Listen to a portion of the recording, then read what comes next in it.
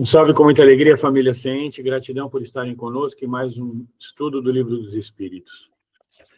Dando sequência aqui ao nosso estudo, nós vamos ter um momento aqui de bastante interesse em falar sobre espiritismo e falar sobre espiritualidade acima de qualquer coisa.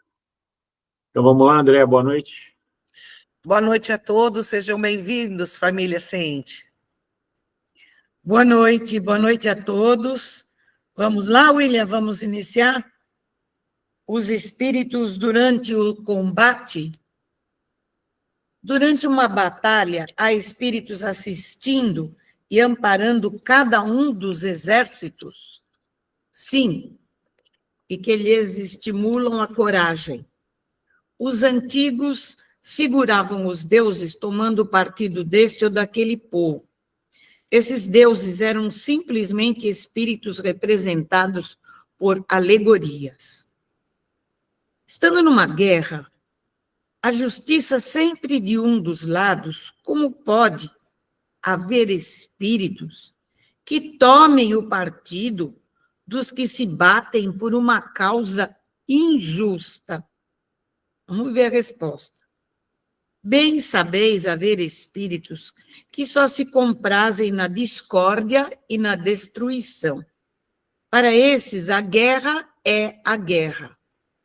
A justiça da causa pouco os preocupa.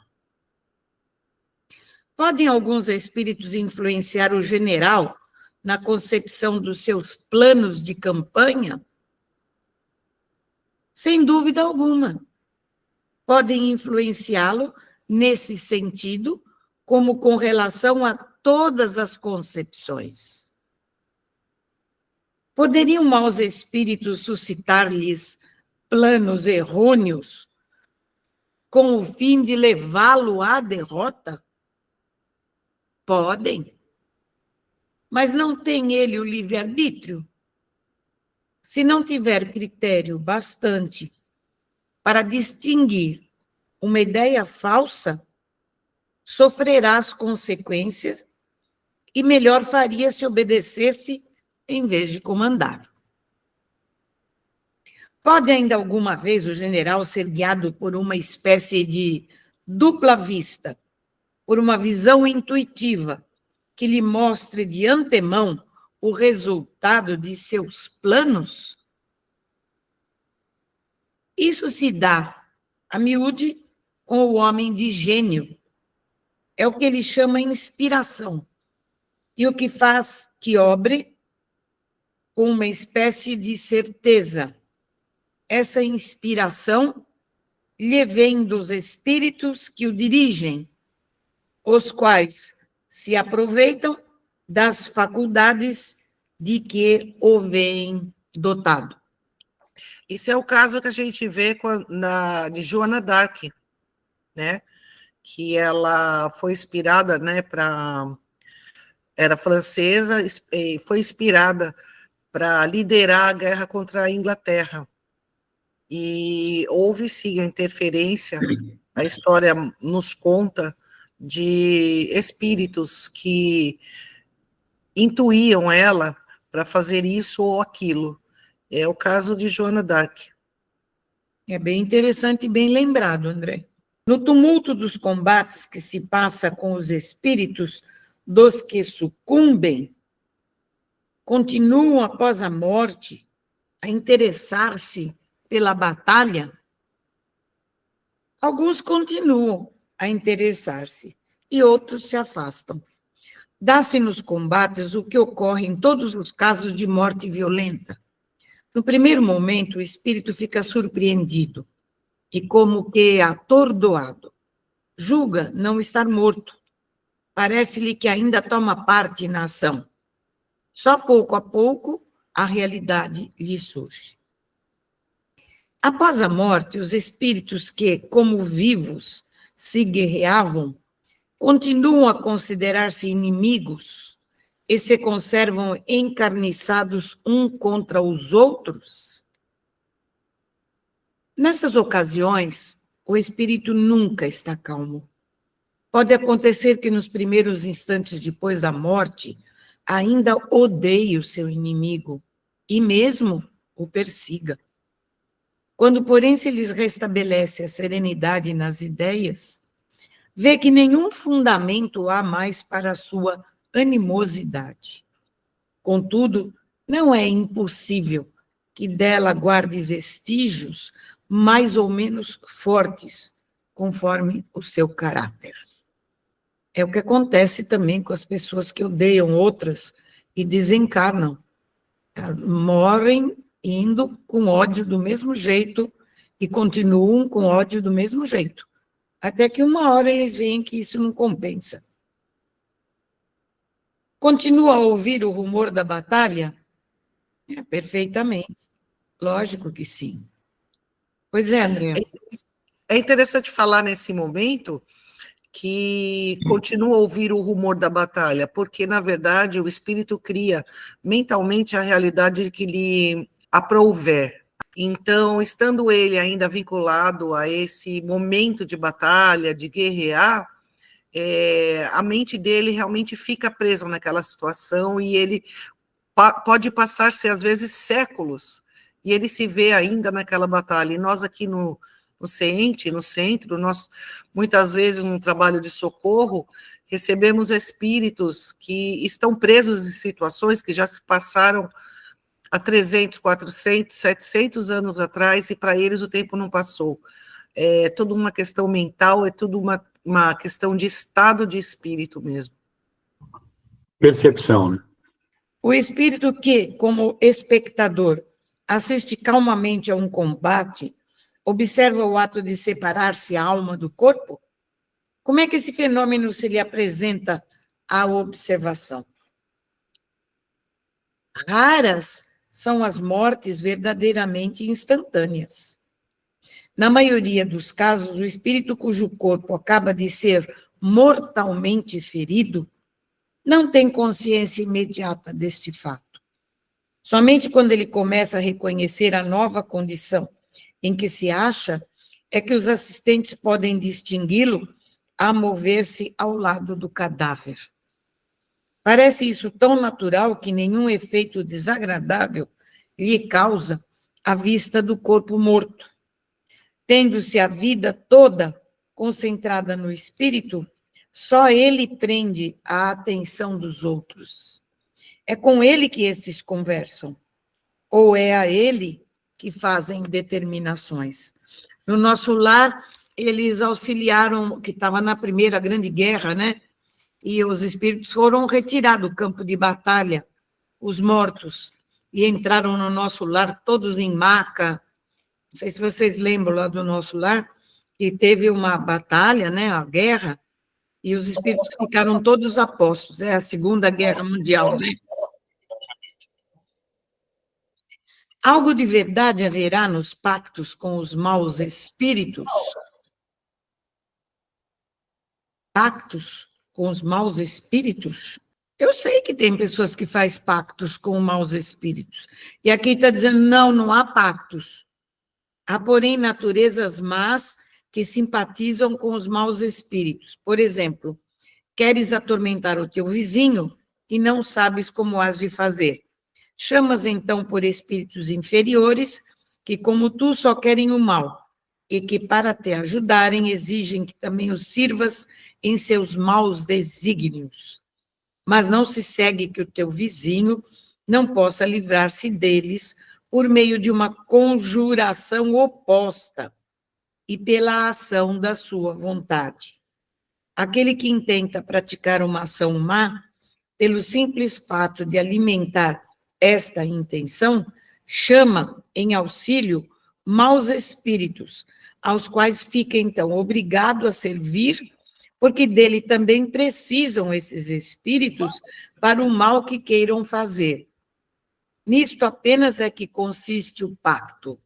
Exatamente. Então, as pessoas falam muito desse negócio de pacto com o diabo, né? E nós já falamos, para você que está nos assistindo, assista o vídeo de conteúdo que fizemos sobre Satanás. Assista, que é bem interessante, lá você vai entender bastante coisa. Não existe, né? Para que você encontre esse vídeo sobre Satanás, você se inscreve no nosso canal, ative o sininho, Não precisa, mas se você quiser, você entra no nosso canal. Clica em playlist, lá você vai ter conteúdos exclusivos. Clica lá. Lá você vai ter uma lista grande de conteúdos exclusivos que nós gravamos e tem um chamado Satanás. Então, lá você vai encontrar, tá bom?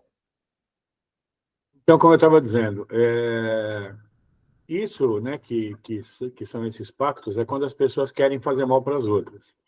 E nisso, depois, 50 anos depois de escrito esse livro, a Umbanda veio explicar que é possível você fazer exatamente o que ele diz aí, né? Conjuração oposta à apelação de sua vontade. É quando você atua, quando você trabalha para o que a gente chama na Umbanda de quebrar demandas. É simples assim. Agora, que é possível fazer pactos? É possível, considerando isso que está escrito exatamente no Livro dos Espíritos, de 1857. Não, aí no livro está escrito que não há pactos, há associação de intenções. Olha aqui, André. Que consiste o pacto. O pacto seria isso. O né? que ele está dizendo é que não existe um pacto do jeito que as pessoas imaginam, aquele negócio de você tá perdido para sempre. Por isso a gente falou de assistir o vídeo Satanás, entendeu? O fato de o homem ficar, às vezes, na dependência dos espíritos inferiores, nasce de se entregar aos maus pensamentos que estes lhe sugerem, e não de estipulações quaisquer que com eles faça. O pacto, no sentido vulgar do termo, é uma alegoria representativa da simpatia existente entre um indivíduo de natureza má e espíritos malfazejos. Qual o sentido das lendas fantásticas em que figuram indivíduos que teriam vendido suas almas a Satanás para obterem certos favores? Todas as fábulas encerram um ensinamento e um sentido moral. O vosso erro consiste em tomá-las ao pé da letra. Isso a que te referes é uma alegoria, que se pode explicar desta maneira. Aquele que chama em seu auxílio os espíritos para deles obter riquezas ou qualquer outro favor, rebela-se contra a providência.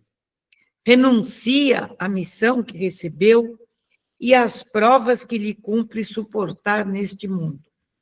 Sofrerá na vida futura as consequências desse ato. Não quer isto dizer que sua alma fique para sempre condenada à desgraça, mas desde que, em lugar de se desprender da matéria, nela cada vez se enterra mais, não terá no mundo dos espíritos a satisfação de que haja gozado na terra, até que tenha resgatado a sua falta por meio de novas provas, talvez maiores e mais penosas. Coloca-se por amor dos gozos materiais na dependência dos espíritos impuros. Estabelece-se, assim, tacitamente entre estes e o delinquente um pacto que o leva à sua perda, mas que lhe será sempre fácil romper, se o quiser firmemente, granjeando a assistência dos bons espíritos. Eu acho que a gente ainda pode fazer algum comentário sobre isso, e vamos deixar o poder oculto para a próxima vez, talismãs e feiticeiros. Pois é, a gente já está cansado de falar nesse assunto, de que os iguais com os iguais se atraem, e que o nosso pensamento é que atrai tudo isso. A gente, não sei se vocês dois reparam isso durante o dia, porque às vezes tem muita coisa para fazer, mas não prestam muita atenção. Tem o anjinho e o diabinho do lado, falando uns absurdos, umas besteiras, que de vez em quando você tem que falar, pô, cala a boca, para de falar essas bobagens. Aí levar o seu pensamento, pedir para Jesus, falar, dá um jeito, tira ele daqui, alguma coisa assim. Porque essa semana mesmo, já tive várias vezes que eu tive que brigar com os espíritos, né? Mandar eles passear, porque estavam me atormentando a cabeça. E a gente sabe que não é a gente, né? E que essas ideias assim são para transtornar, para criar confusão, para sugestionar coisas que não devem. Imagina se eu aceito, eu compactuo com eles, ou eu pactuo com eles. Não é isso? É isso mesmo. É assim mesmo. O livre-arbítrio sempre existe. E ele é sempre respeitado, né? Diga-me com quem andas que te direi quem és. Mas não quer dizer que você não possa mudar de rumo em determinado momento da caminhada. O seu livre-arbítrio, ele permanece. Não é porque você fez uma má escolha que você é obrigado a permanecer nela por tempo indeterminado. A partir do momento que você quer mudar de rumo, mudar de comportamento, se arrepender do que você fez, você pode mudar imediatamente aí as suas companhias espirituais. Uma coisa importante que isso que você falou, Vânia, é o que a gente chama normalmente de ataque, né? Que ele pode ser físico até, a gente pode sentir isso no próprio corpo físico, como geralmente ele é nas ideias, né? Naquilo que nos vem na cabeça. E como nos ensina Antônio de Pádua Neves, o diretor espiritual da nossa casa, 95% das coisas que nós sozinhos pensamos e imaginamos, sugestionamos para nós mesmos, jamais acontecerão, né? Então, a gente acaba tendo esse tipo de coisa muito forte na nossa vida e acabamos nos descuidando daquilo que precisamos de fato fazer. E o nosso poder está em, pelo nosso livre-arbítrio, escolher pensar em outras coisas, mudar o nosso padrão vibratório, fazer com que nós pensemos coisas positivas e tenhamos mais autonomia e controle sobre o que nós mesmos devemos e precisamos fazer. Exatamente. Então, eu acho que hoje está encerrado, o assunto já foi esgotado, né? Eu acho que nós podemos nos despedir com um abraço a todos e até a próxima... o próximo estudo, o próximo capítulo que nós vamos continuar. Até a próxima. Axé. Um beijo no coração de todos e axé. Axé.